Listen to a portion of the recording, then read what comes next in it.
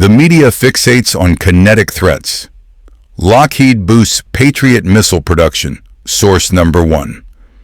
Analysts point to hotspots for a potential World War III, source number 4. This is a strategic diversion. The decisive first strike will not be a missile launch. It will be an engineered silence. An adversary facing overwhelming kinetic force, like a U.S. military threat, source number 2, will not engage in a symmetric conflict. It is irrational. The strategic counter is asymmetric. CSIS reports identify the critical vulnerability. The network of subsea data cables that functions as the circulatory system of global finance and military command. This is not about attrition, it is about decapitation. The second protocol targets low Earth orbit, satellite blinding. A targeted disruption of GPS and communication constellations renders a multi-trillion-dollar military apparatus inert. Precision munitions lose guidance. Secure communications collapse. The result is not a damaged superpower. It is a blind Leviathan. This is the doctrine of the blind Leviathan, a state with overwhelming kinetic force but no capacity to direct it. It cannot launch a coordinated response. It cannot stabilize its own markets, already fragile from internal liabilities like a looming housing crisis. Source number 3. This engineered paralysis is the true launch on warning signal. The vector is not the missile, it is the silence. The motive for escalation is not ideology, it is a solvency crisis. CSIS analysis confirms that for a state like Russia, initiating a conflict is a function of managing catastrophic domestic liabilities. When a regime cannot meet its internal obligations, an unpopular war serves as a systemic reset. A violent fiscal policy to distract a populace and liquidate national assets under the cover of emergency powers. It is not an act of strength, but a mathematical Hail Mary by a leadership facing default. This adversary, driven by internal economic desperation, observes the hegemon. They see the projection of overwhelming force, threats of military attacks against nations like Venezuela, and the industrial ramp-up of costly systems like the Patriot missile. Lockheed's production surge isn't a sign of infinite power. It is a bill. It quantifies the immense, unsustainable kinetic cost required to maintain conventional dominance. Simultaneously, the adversary analyzes the hegemon's internal balance sheet. They see a nation where, according to its own central bank chairman, a housing crisis is an active threat. This is the critical vulnerability. The opponent understands the hegemon cannot finance a prolonged high-intensity conventional war while simultaneously servicing its own collapsing domestic liabilities. The capacity for kinetic warfare is a hollow metric if the economic solvency to sustain it is gone. This is the pivot to asymmetry. The weaker power strategy is not to defeat the hegemon's military, it is to bankrupt it. Facing a superior but economically brittle opponent, the rational calculus is to bypass the conventional battlefront and trigger a systemic shock the fragile domestic system cannot absorb. Escalation to a non-kinetic domain, or a launch-on-warning nuclear posture, becomes a logical, zero-sum response to a solvency crisis disguised as a war. The kinetic cost-exchange ratio has been inverted. According to strategic analysis from RUSI, the core vulnerability is now mathematical. A $5 million main battle tank can be neutralized by a $500 first-person view drone. This is the new economics of lethality. This phenomenon is clinically referred to as the democratization of violence, a systemic collapse of the state's monopoly on effective kinetic force. The barrier to entry for liquidating a high-value state asset has fallen from the nation-state level to the individual. For a hegemon structured around expensive legacy platforms like the Patriot missile systems Lockheed is ramping up production for, every battlefield engagement becomes a net negative financial transaction. An adversary doesn't need to win a conventional war. They only need to impose attrition costs that accelerate the hegemon's domestic solvency crisis. The primary battleground is not a geographic location, it is a mathematical equation.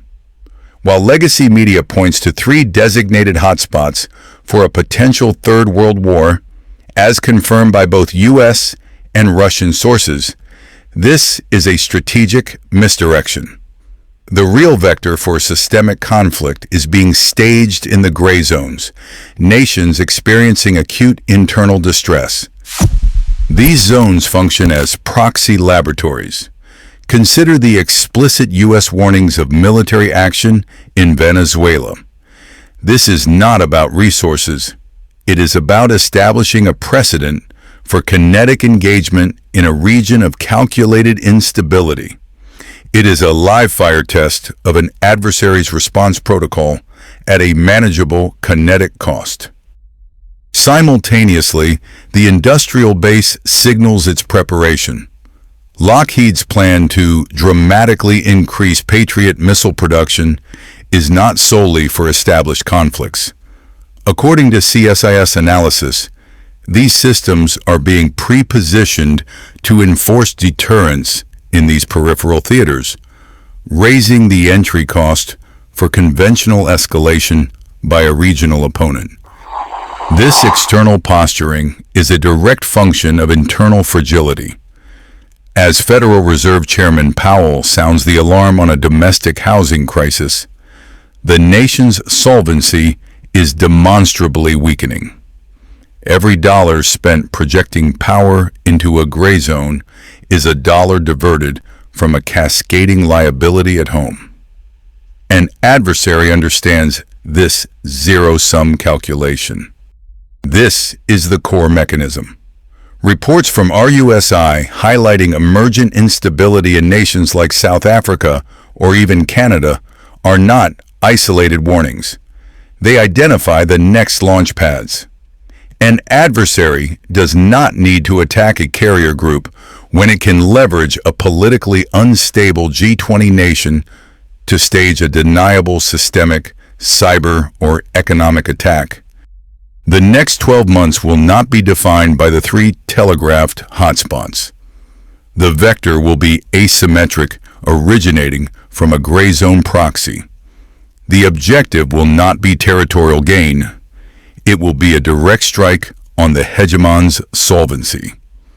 Economic weakness is the accelerant, and the periphery is the launch-on-warning trigger. The launch-on-warning protocol is not a policy choice. It is a mathematical function of time and distance. It exists because a nuclear first strike can decapitate a nation's command structure in under 30 minutes.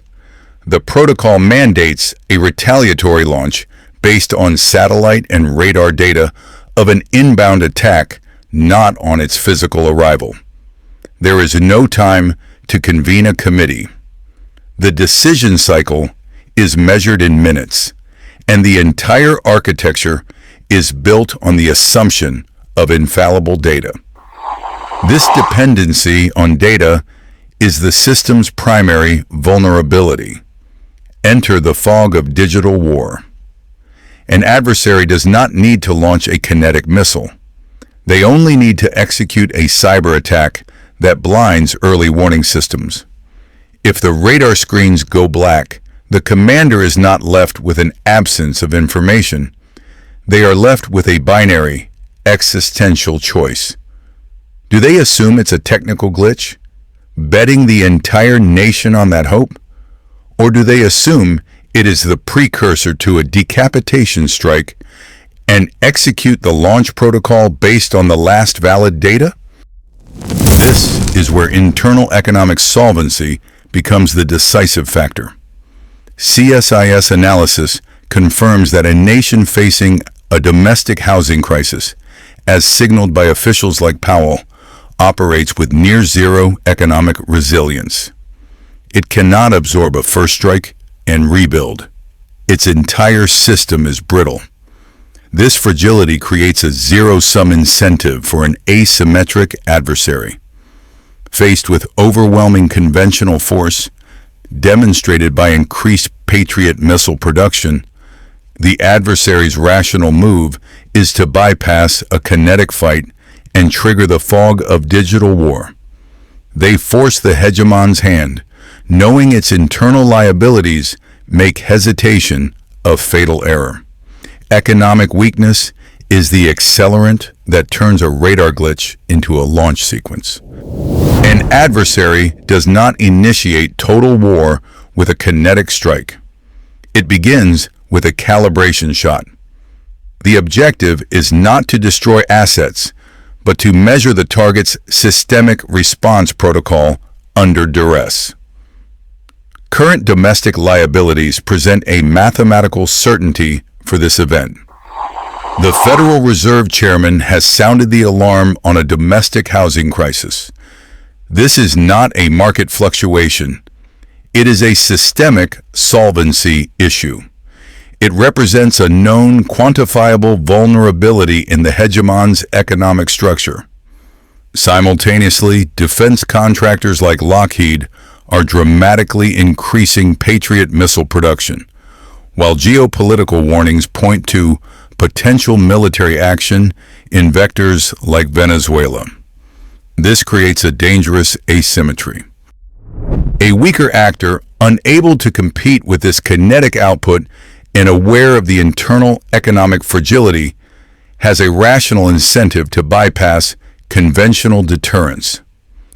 The hotspots for escalation, which CSIS reports the U.S. and Russia are both monitoring, are a distraction. The primary vector is economic. Within the next 12 months, expect a non-kinetic, attribution-impossible event targeting the logistics data network of a major U.S. maritime port, Houston or Long Beach. The event will appear as a catastrophic cascading software failure, erasing or corrupting shipping manifests for 48 to 72 hours. It is designed to test the speed of federal economic intervention versus the speed of supply chain collapse. It is the calibration shot.